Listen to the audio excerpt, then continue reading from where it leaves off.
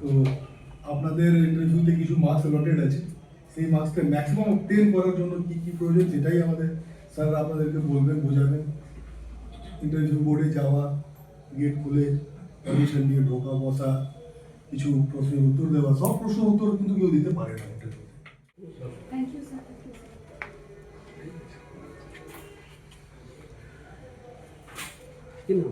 Sir আমার নাম স্নেহা মুখার্জি। অন্য কিছু লক্ষ্য আছে?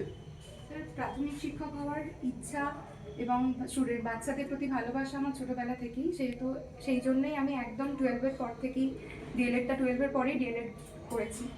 বাচ্চাদেরকে ভালো লাগে, বাচ্চাদের সাথে সময় কাটাতে ভালো লাগে। ভালো লাগার জন্য স্কুলে চাকরি করতে আসা প্রাইমারি। বেটার কোনো অপশন থাকলে? স্যার বেটার এখনো পর্যন্ত আমি সেই যোগ্যতা অর্জন করতে ধরুন পারিনি। বেটার অপশন আপনার কাছে চলে এলো কলেজের প্রফেসর, স্যার সেক্ষেত্রে আমি অবশ্যই যাব, কারণ কিন্তু এখনো পর্যন্ত যেহেতু আমি আমার সেখানে তো বাচ্চা পাবে না, তো বাচ্চাদের ভালোবাসা বললে সেখানে তো বাচ্চাদের ভালোবাসা নেই, বাচ্চা নেই।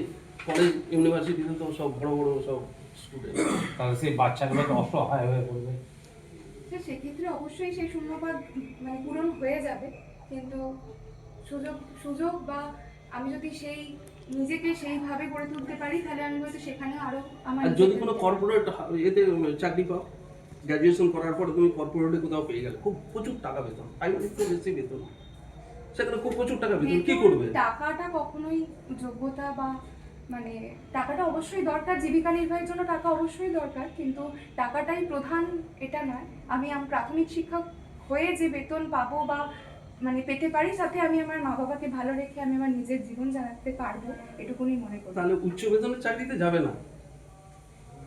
স্যার যদি আমি সেই মতো নিজেকে গড়ে তুলতে পারি তাহলে অবশ্যই উচ্চ বেতনের চাকরিতে কি যাবো। মতো গড়ে তুলতে চাইছো?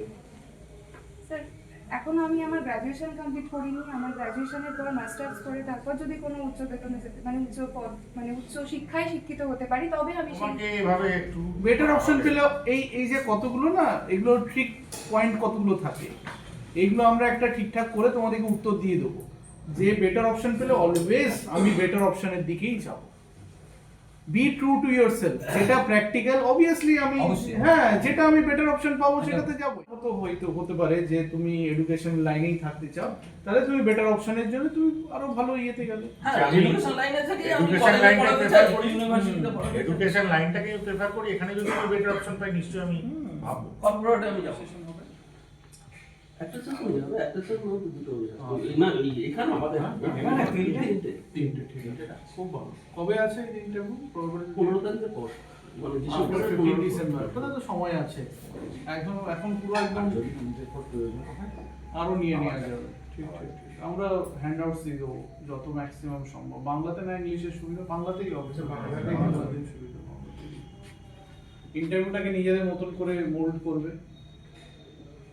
ইন্টারভিউ তুমি যেরকম উত্তর দেবে, এটা স্বাভাবিক প্রবণতা যে ওই তোমার যেটা বলছো সেখান থেকে কিওয়ার্ডস গুলো যে ইন্টারভিউ নেবে সেগুলো থেকে পিক আপ করবে। তো তুমি আকর্ষণীয় করতে হবে। ওই যেটা বললাম জয়ফুল রানিং, সেটা আপনি গান গেয়ে করতে পারেন, এখন তো হচ্ছে সেটা আপনি গান গেয়ে করতে পারেন, সেটা আপনি একটু